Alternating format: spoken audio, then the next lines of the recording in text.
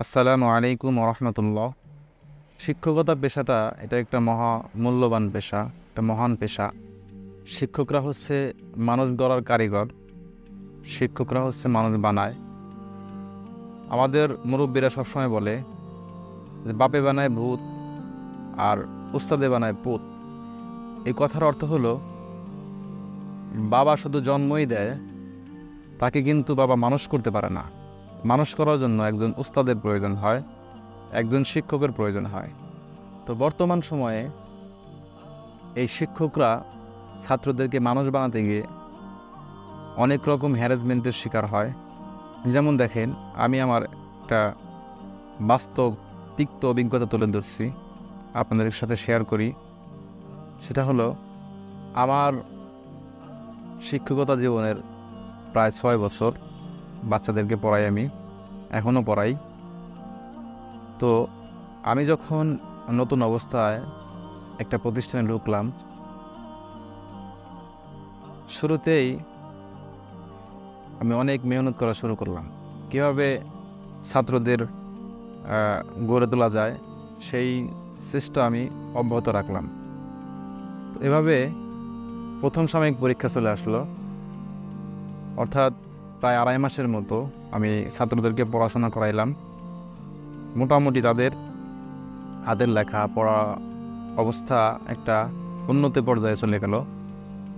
তো সেই সময় একটা নতুন ছাত্র আসলো ভর্তি হতে। সে আগে কখনো কোনো মাদ্রাসায় পড়ে নাই। সে সরাসরি স্কুল থেকে এসে মাদ্রাসায় ভর্তি হয়েছে। স্কুল থেকে যে ভালো মতো পড়ে আসছে বা বাংলা অঙ্ক ইংরেজি পারে এরকম না, সে আসলে মূলত কিছুই পারে না, এরকম একজন ছাত্র মাদ্রাসায় এসে ভর্তি হলো। যেই দিন সেই বাচ্চাটাকে এনে দিয়ে যায়, তো আমার সাথেই মূলত তার গার্ডিয়ানের সাথে কথা হয়েছিল। দেওয়ার পরে ভর্তি করিয়ে উপরে যখন আসছে আমার কাছে, আসার পরে সেই গার্ডিয়ান আমাকে বলছিল যে এই বাচ্চাটাকে আপনি আপনার মতো করে মানুষ করবেন, আপনার সন্তানের মতো করে মানুষ করবেন। তো আমি বলছিলাম ঠিক আছে, দেখবো ইনশাল্লাহ। সবাই তো সন্তানের মতো, সব ছাত্রই আমাদের সাথে সমান, সবাইকে আমরা একভাবেই দেখি। আপনার ছেলেটাকে দিয়ে গেছেন, আমরাও ওইভাবে দেখব। তো তারপরে অনেক হাত জোড়াজোড়ি করে আমাকে বললো যে তো আপনি একটু আলাদাভাবে টেক কেয়ার করবেন, পড়াইবেন, দরকার পড়লে আপনাকে মাসে কিছু হাদিয়া দেওয়া হবে।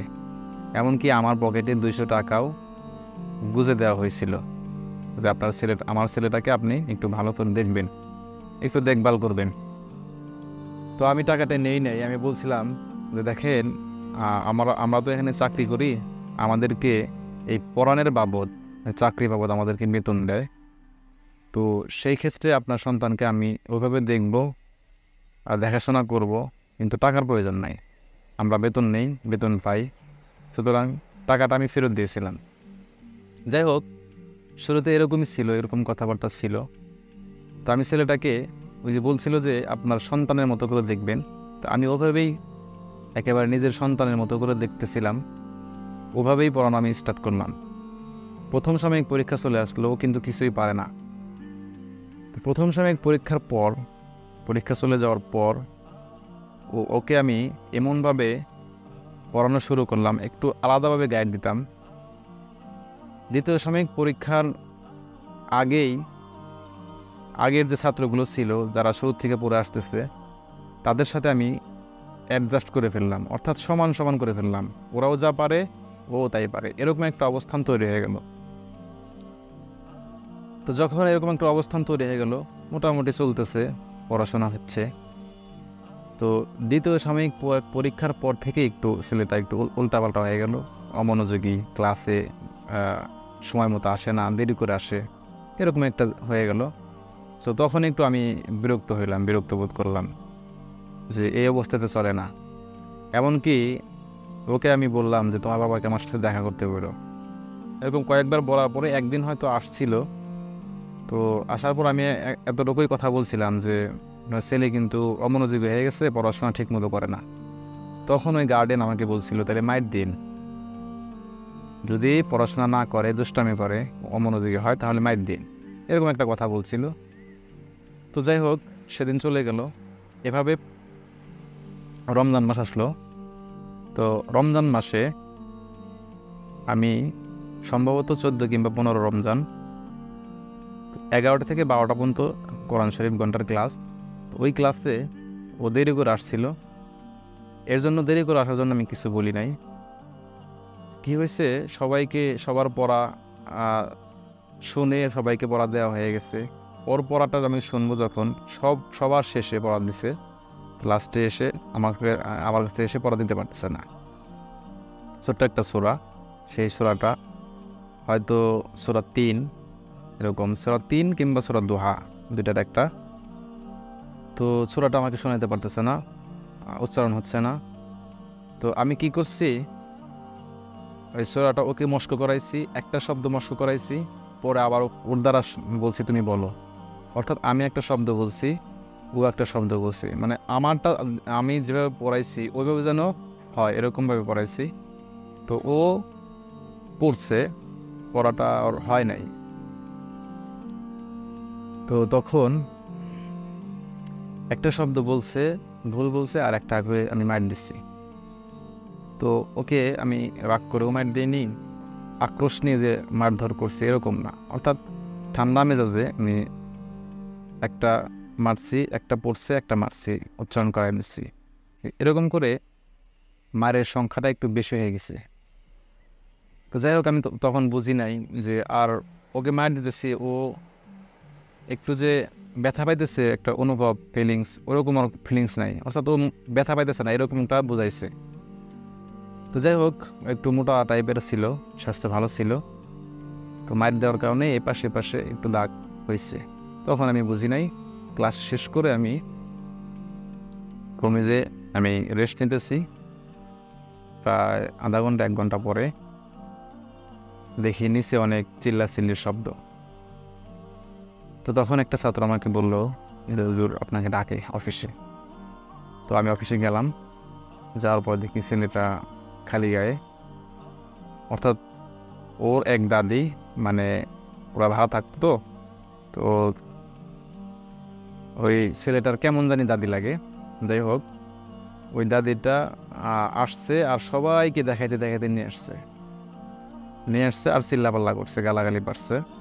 তো অফিসে যাওয়ার পরে তো আমাদের যে বড় হুজুর ছিল মোতাবের সাহেব, উনি একটু তাদেরকে বুঝাইছে, আসলে দেখেন ও স্বাস্থ্য ভালো মানুষ, এজন্য মারছে, আর মারছে, দাগ হয়েছে, এটা নিয়ে চিল্লাচিল্লি করেন না। তো আমি গেলাম, আমিও তো যে দেখে আমি অবাক হয়ে গেছি, কী ব্যাপার, এটা হয়ে গেল আমার দ্বারা, আমি আসলে ভাবতেও পারিনি। তো এটা আমার অজান্তে, মনের অজান্তে ভুল হয়ে গেছে। তাদেরকে বুঝাইলাম আর কি। তো তারা চলে গেল। তো ওই দিন আমাকে শুধু তারা মারধরই করে নাই, গালাগালি যা মন চায় বলছে। তো এরপরে আমি প্রায় 2 রাত ভালো করে ঘুমাতে পারি নাই, কারণ আমি চিন্তায় যে আমি কি করলাম, আমার দ্বারা কি হলো শেষ পর্যন্ত এসে। তো ওর বাবা মা আসলে অন্য জায়গায় চাকরি করতো। বাবা মা আমার সাথে এরকম রাব ব্যবহার করে নাই, ভালো ব্যবহারই করছে, কারণ ওর বাবার সাথে মোটামুটি ভালো সম্পর্ক ছিল। তো আসার পরে ওর বাবা আসার পরে বলতেছে ওদের কী হয়েছে, বেদবি টেদবি করছে কিনা। আমি বোঝায় বললাম এরকম। তারা জিনিসটা বুঝছে। উনিও বললো যে না হুজুর, আসলে ম্যাটটা একটু বেশি হয়ে গেছে, তাই না। আমি বললাম হ্যাঁ ঠিক আছে, আমার ভুল আমি বুঝতে পারছি। তো এই যে আমার মনের মধ্যে একটা ব্যথা পাইলাম তখন থেকে।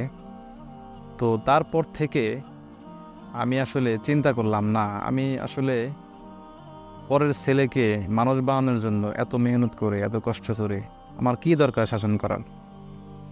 আমার তো শাসন করার প্রয়োজন ছিল না। ও পারতো না, ব্যাস শেষ, আমি ছেড়ে দিতাম, ওর মতো থাকতো। তখন থেকে যে আমার মনের মধ্যে একটা বিষয়, একটা মনের মধ্যে যে একটা ঘৃণা তৈরি হইলো, যে অন্যের সন্তানকে আমি কেন মানুষ বানাবো, অন্যের সন্তানকে মানুষ বানাবো কেন, আমার জীবনকে, আমার ইজ্জতকে আমি বিসর্জন দিয়ে আমি কেন অন্যের সন্তানকে মানুষ বানাতে চাইবো।